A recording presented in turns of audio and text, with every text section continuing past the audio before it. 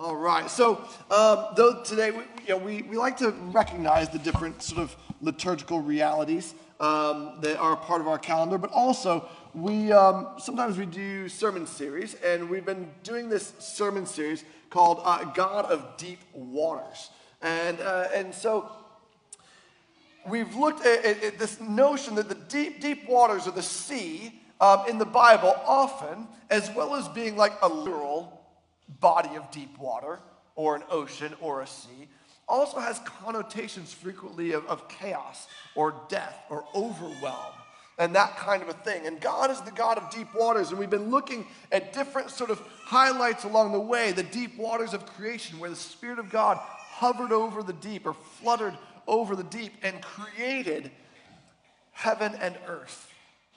A place to stand and air to breathe. Out of chaos and death and overwhelm, God has given us security, stability, and a place for life. We looked also at Noah. And in God's corrupt and violent and wicked world, he brings chaos, death, and judgment and confrontation of wickedness. But also that judgment is also a purification. It's like a baptism for the whole world.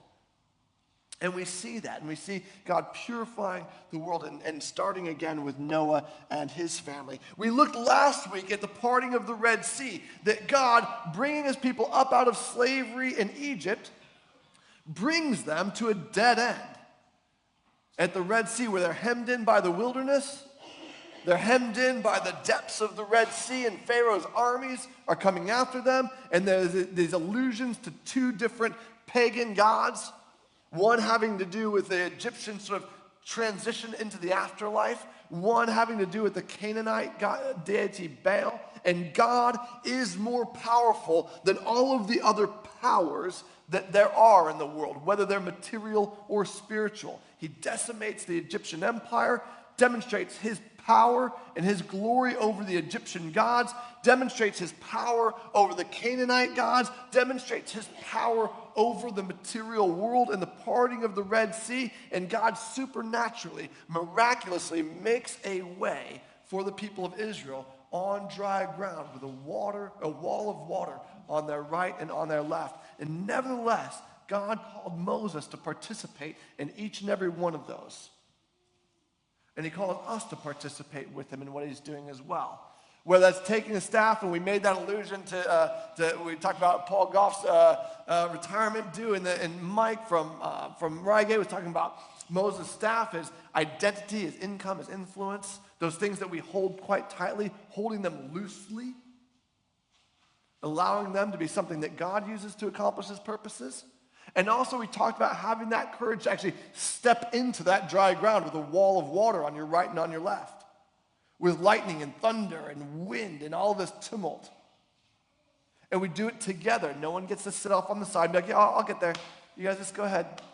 It's a bit embarrassing to do. I don't want everyone to see me. We do it together. No one gets to do that on their own. And this morning we're going to be talking about Jonah. Now, before we talk about Jonah, I want to read this passage from Psalm 139, and then we're going to watch a little bit of a video. Psalm 139, David writes, "You have searched me, Lord, and you know me. You know when I sit and when I rise. You perceive my thoughts from afar. You discern my going out and my lying down. You are familiar with all my ways. Before a word is on my tongue, you, Lord, know it completely. You hem me in behind and before, and you lay your hand upon me. Such knowledge is too wonderful for me, too lofty for me to attain. Where can I go from your spirit? Where can I flee from your presence? If I go up to the heavens, you are there. If I make my bed in the depths, you are there. If I rise on the wings of the dawn, if I settle on the far side of the sea, even there your hand will guide me. Your right hand will hold me fast. If I say, surely the darkness will hide me and the light will become night around me, even the darkness will not be dark to you. The night will shine like the day, for darkness is as light to you." Now let's just have this psalm in the back of our mind. We're going to watch a little video that's going to sort of recap of the book of Jonah for us. So let's watch. Heroes of the Bible, Jonah. This is Jonah. Jonah was a prophet. That means it was his job to tell people what God told him to say. Yep. One day, God told Jonah to go to Nineveh because the people of Nineveh were doing bad things. But instead, Jonah ran away. Where are you, please? And went to the port to board a ship going the other way. He was hoping to get away from God. He sailed for a place called Tarshish. While he was at sea, God sent a great and powerful wind over the sea that caused a storm that seemed like it would break the ship apart. Fearing for their lives, the sailors tried everything they could think of to save the ship. Meanwhile, Jonah was sound asleep, so the captain went down and said, "How can you sleep at a time like this? Get up and pray to your God. Maybe he will help us." Then the crew figured out that Jonah was the reason for the storm. And they asked him, "Who are you? Why is this happening to us?" Jonah told them who he was and that he worshiped the one true God who made the sea. Then he told the sailors to throw him in the sea so the storm would stop. No, why? The sailors still tried to escape the storm, but it was no use. So they asked God for forgiveness and threw Jonah into the sea. The storm stopped at once. Whoa! The sailors were amazed at God's power and they vowed to serve him. Now God sent a great fish to swallow Jonah. Great. And Jonah was inside the fish for 3 days and nights.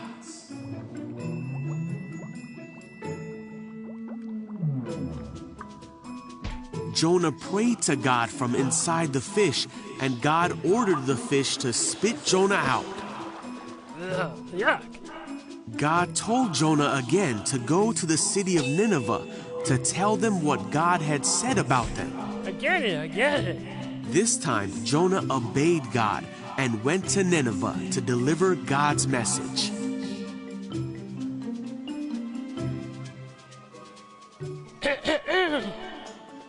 The people of Nineveh stopped doing bad things and turned to God.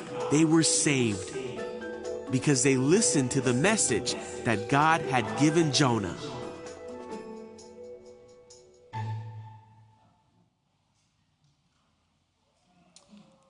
All right, Jonah. So, before we get into the text properly, we've got to address like the big question in the room. And whenever we hear the story of Jonah, or you talk about it, somebody's gonna go, "Yeah, but I mean, that's not like for real, right?"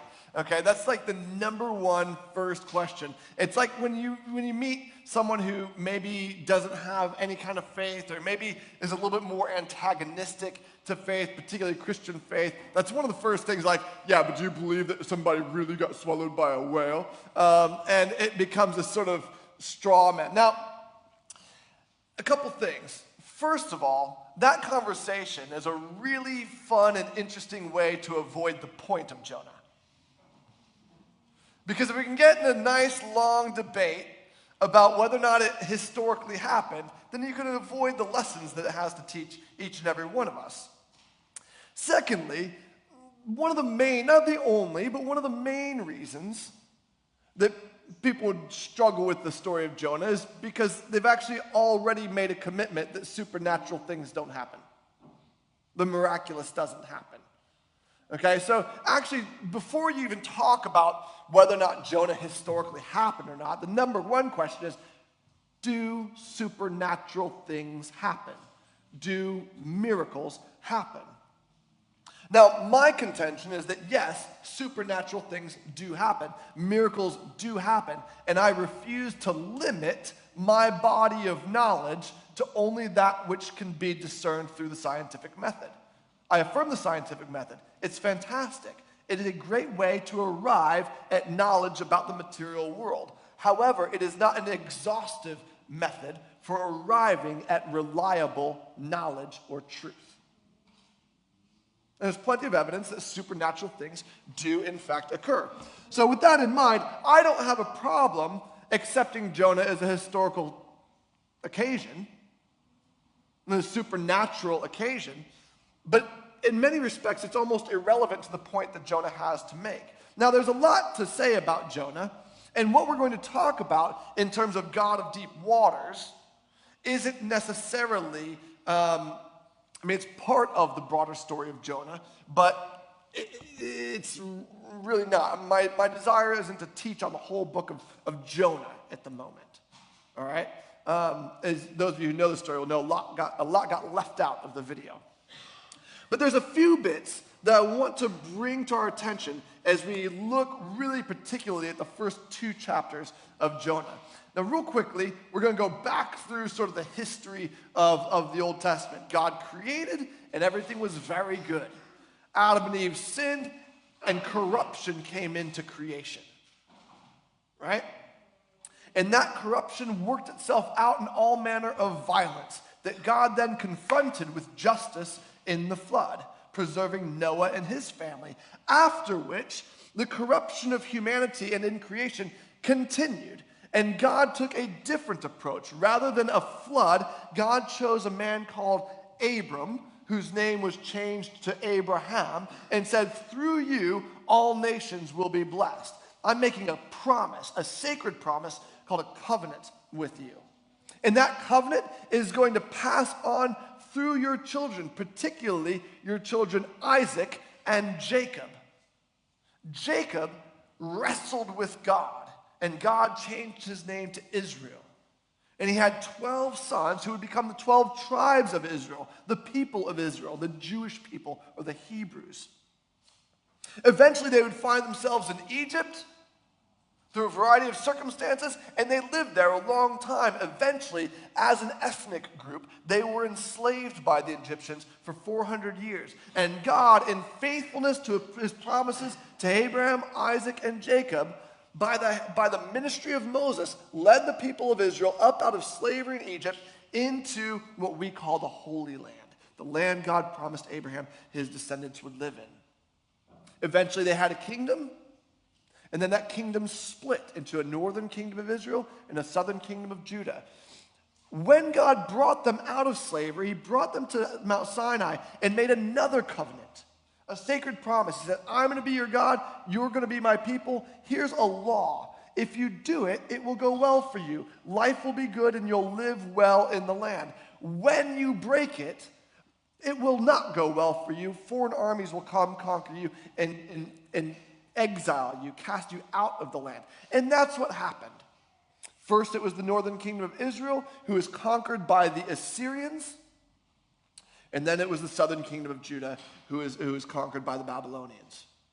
And after a period of time called the exile, God brought them back from exile, back to live in the land, just as he promised that they would. And we find Jonah during that divided kingdom time. We actually encountered Jonah, son of Amittai, in a book called 1 Kings. Or is it 2 Kings? Oh, well, for the Jewish people, Kings is just one book anyway. So all right. So we encountered Jonah, son of Amittai, in Jonah chapter 1, verse 1. We also encounter him in, actually my cross-reference will tell me, in 2 Kings chapter 14, verse 25.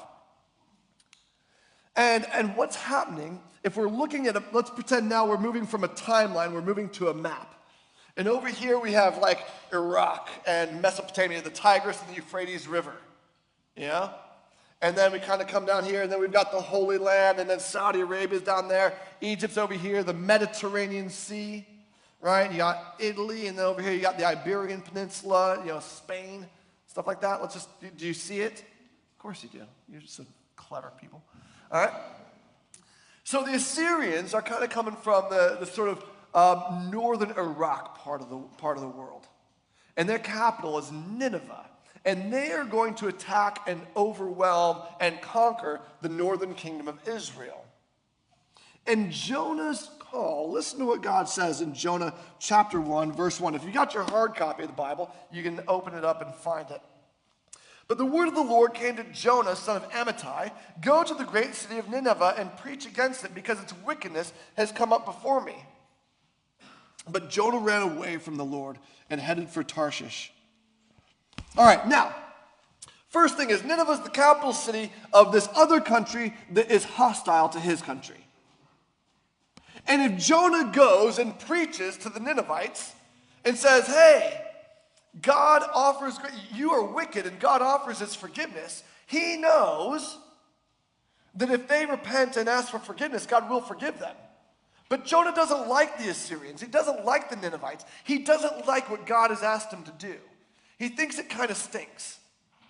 And so instead of going to Nineveh, and this is where Jonah is actually a bit of a comedy. You remember Esther was a bit of a comedy?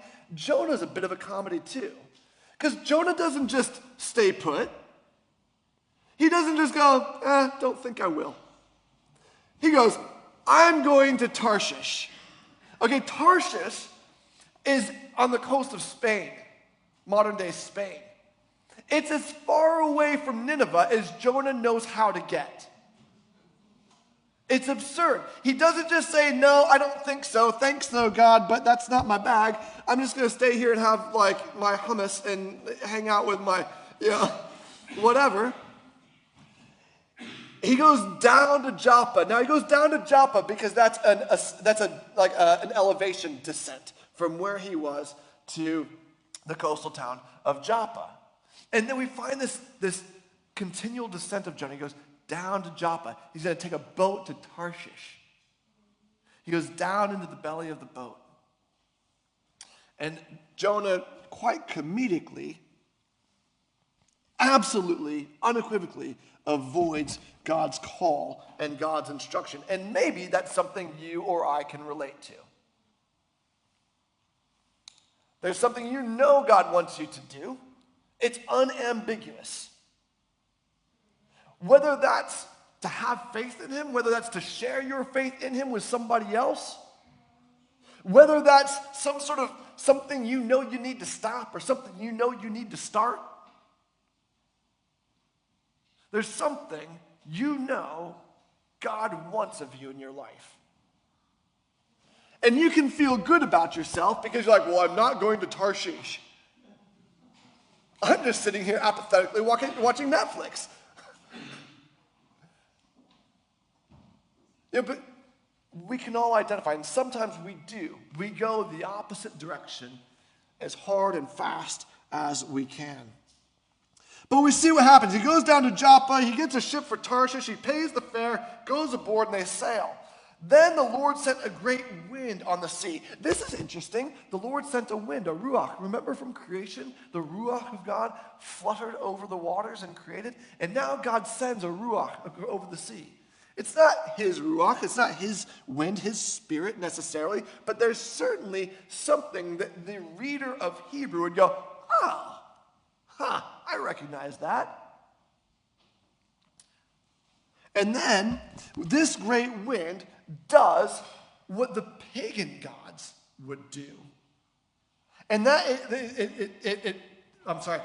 violent storm rose up and threatened to break up the ship. Remember, Baal, from last week, Baal is a Canaanite god of thunder and lightning. It's Canaanite Zeus, essentially. And there's this whole pantheon of gods. Pagan gods that the Canaanites, the Assyrians, the Egyptians, the Phoenicians, they all have, that manage all of nature. But actually, this isn't Baal. This isn't some other god. This is Yahweh, the God of Abraham, Isaac, and Jacob, who called Moses to deliver the people of Israel out of slavery, who made a covenant with the people of Israel. And the storm is so bad, the boat's going to break up, and the sailors are afraid, and each cried to his own god, and they threw cargo into the sea to lighten the ship. So the sailors are doing what they do. They're like, "Oh, Baal. Oh, Dagon. Oh, whatever pagan god they do." They're calling out saying, "Do your thing and save us, because you're Baal, the god of lightning, so stop the lightning. You're a storm god, stop the storm. Dagon, you're a sea god, calm the sea. Nothing's working. Hilariously, Jonah had gone below deck where he lay down and fell into a deep sleep. They're like, have you ever done a channel crossing when it's a bit rough? And you're like, this is uncomfortable. You know? But you're like, it's not that long. Could you imagine if you were on a wooden boat and it was so rough that the boat was breaking up and you're like, it's so bad, you're like, this valuable stuff that's worth money, we're just going to throw it overboard. That's how bad it is. And Jonah's like, just completely knocked out. Bit comedic. So, the captain went to him, verse 6, how can you sleep? Get up and call on your God. Maybe he will take notice of us so we will not perish. And so they cast lots to try to figure out who's responsible for it. And they find out it's Jonah. And they ask, what kind of work do you do? This is verse 8. Where do you come from? What is your country? From what people are you? Jonah, dude, whatever you've done has messed us all over. Can we just notice that when we're disobedient to God, it doesn't just affect us? It never does. There is always collateral damage. Whether we want to acknowledge it or not, we know there's something God wants us to do, and we're like, nope, not going to do it. There's always collateral damage. I mean, just for a moment, this is a little bit of a side note. I wasn't planning on saying this, but let's just, hold on. What if there are people in your life you're in a boat with, so to speak, and it's a bit crazy, and they're calling out to their, in inverted commas, gods, their powers. They're calling out to their income, their education, their government, their local counselor, their landlord, the NHS, whatever else. They're calling out to all of the other powers in the world for deliverance. And there we are, sleeping on them.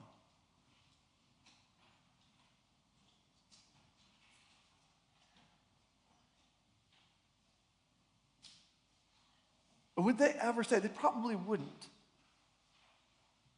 but would they ever say, call on your God? Maybe he can deliver us. Wasn't planning that. That's for free. Who knows? What does he answer? Verse 9, I am a Hebrew, and I worship the Lord, the God of heaven, who made the sea and the dry land. This terrified them. They asked, what have you done? Good question.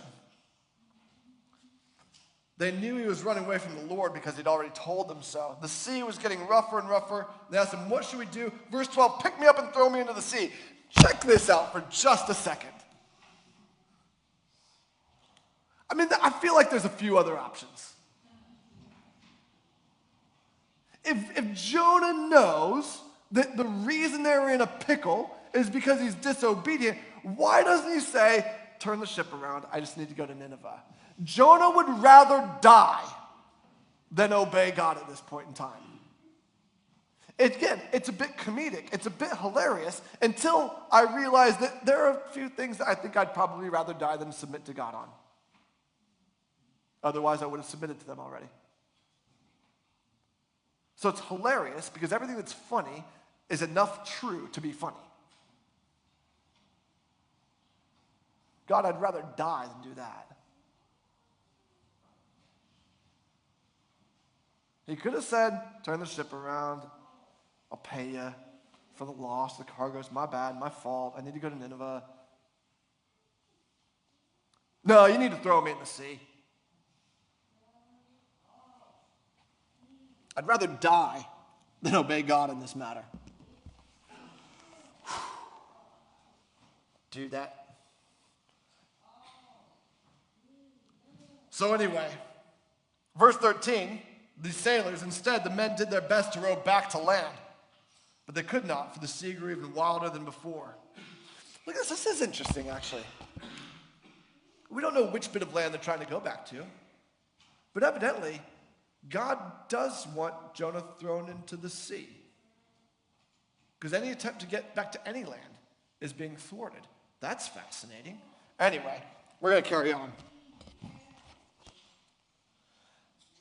Then they cried out to the Lord. Look, all of a sudden, now these pagans are calling out to Yahweh. They're calling out to God.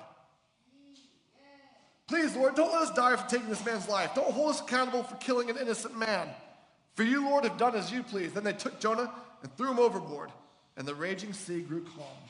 At this, the men greatly feared the Lord, and they offered a sacrifice to the Lord and made vows to him, because they've seen that Yahweh is superior to their gods and their powers, the powers they appeal to.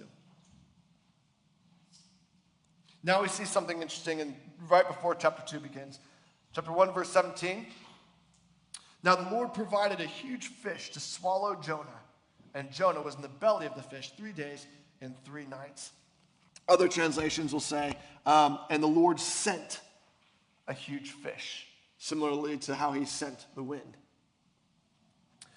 This huge fish, historically translated whale, is because the English translation of the Latin word ketos is whale, and ketos is the Latin translation of the Greek word ketos. All right, and ketos is like a sea creature. The Greek translation of the Hebrew Old Testament uses ketos for this huge fish. Also gets used for things like leviathan, sea creatures, sea monsters. In other ancient classical Greek literature, this Greek word gets used for other sea creatures, sea monsters, like the kraken. This is kind of incredible. And so there's this notion, this almost mythical, this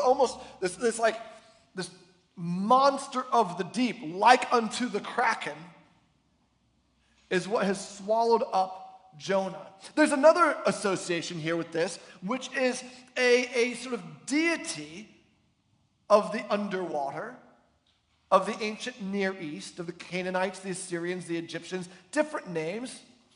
Isis, I think the Egyptian one. The Assyrian, I can't remember the proper name, but it's like the fish goat.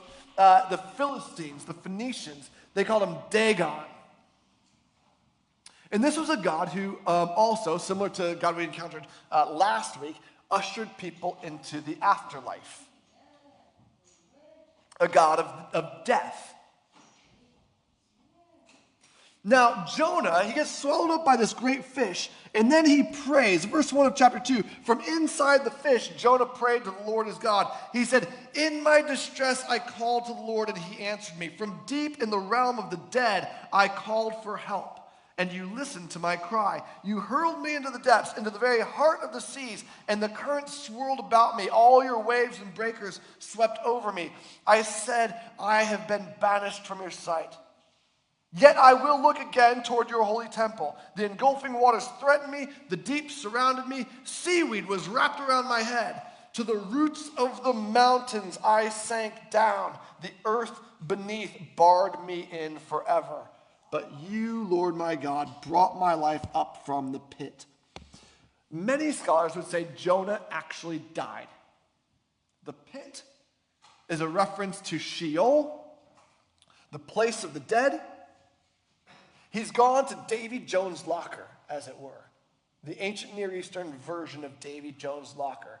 Earth has closed him in. He's at the foot of the mountains. Seaweed is wrapped around his head. He's all the way down at the bottom of the Mediterranean Sea. Which means whatever creature hoovered him up is a bottom feeder. If you're a Jewish person, you're not allowed to eat bottom feeders. They're unclean. This unclean creature, this bottom feeder that just eats up the dead at the bottom of the sea, with associations to pagan gods, the god of the underworld, all these little g gods, swallows Jonah up when Jonah was praying for deliverance. Isn't that just like us? Let's just find this for a second. Jonah's like, I'd rather die than obey God. Oh my goodness, I'm dying. God, please save me.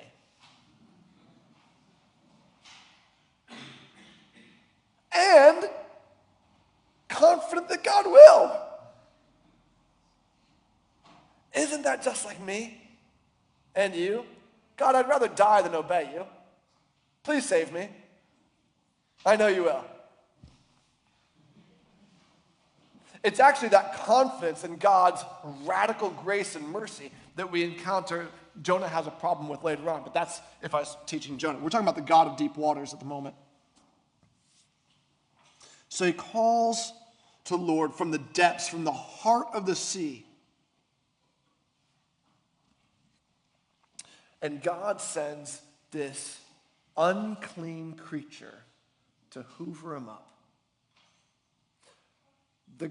With the God of deep water, that which looks like the final nail in our coffin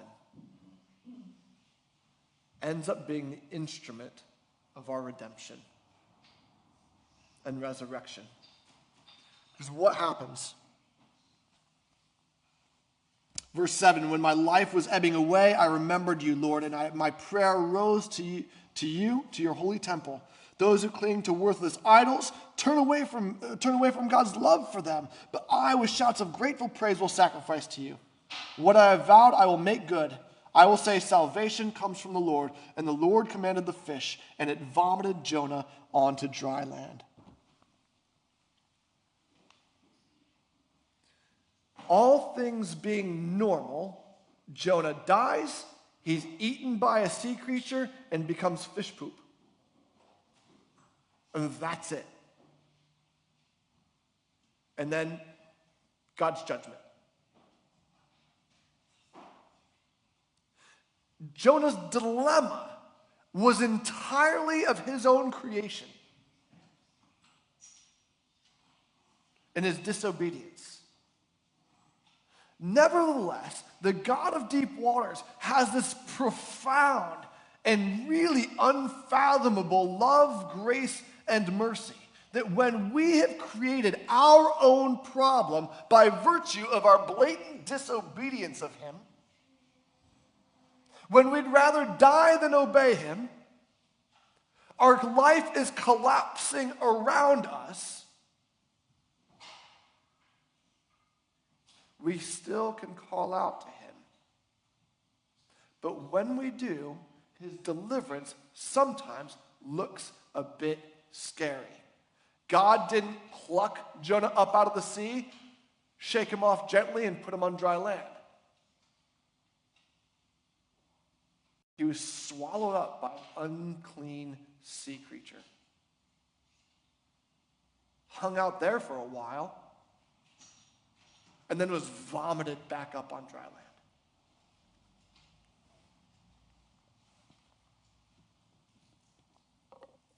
That's what the God of deep waters does. And I don't know what your situation may or may not be.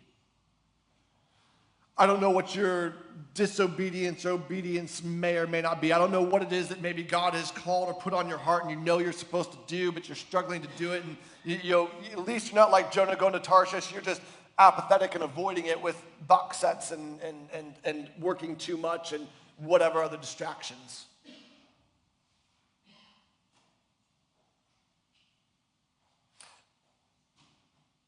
Sometimes we know our deliverance is going to be unpleasant. And so actually we just want to sit in the ugh.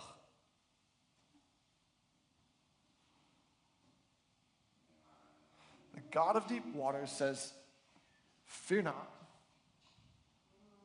Be still, stand firm, hold fast. Hope waits. The Israelites were not taking the short way to the land of Canaan. They were taking the long way. And they had a lot of roadblocks along the way. Can I just say, you don't necessarily need to fear the unclean thing that might be swallowing you up. Maybe you should fear it a little bit, but God's bigger. God's bigger. And what happens with Jonah is he eventually goes to Nineveh and he has this testimony of how Yahweh, his God, is greater than all the other gods that they believe in, the worthless idols that he mentions earlier. And they actually turn and repent. It's quite amazing. Jonah's response is also quite amazing.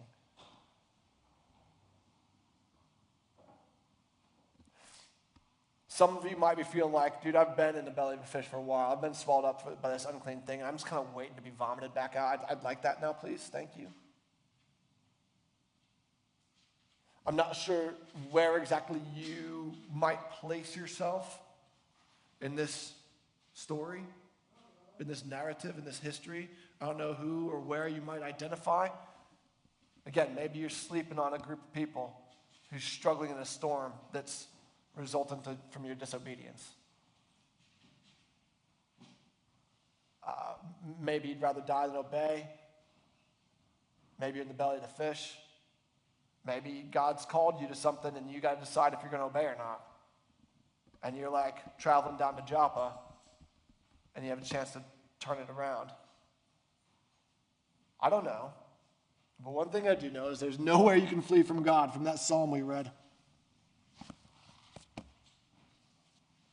If you make your bed in the depths, God is there.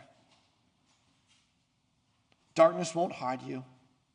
The light will become night around you, but the darkness is not dark to God.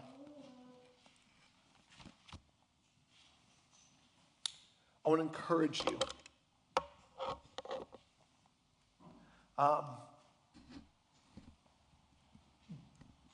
We believe in the God of death and resurrection. There's more to say about that with Jesus and Jonah, but we don't have time for that this morning. We believe in God of death and resurrection. And so, my encouragement to you is to know you can call out to him. And all of your hypocrisy, you can still call out to him. Jonah did. God's going to have his way with you. Jonah still went to Nineveh. Right? But we can call out to him. So what I wanted us to do is we prepare for confession. Maybe there's disobedience to confess. Maybe there's an obedience you're grappling with. Maybe you're in the belly of the whale. Whatever. We, like Jonah, can call out to this God of deep waters that we've seen across these different stories. So I'd like to invite Chris and Naomi up to lead us in some sung worship as we prepare ourselves for a time of confession.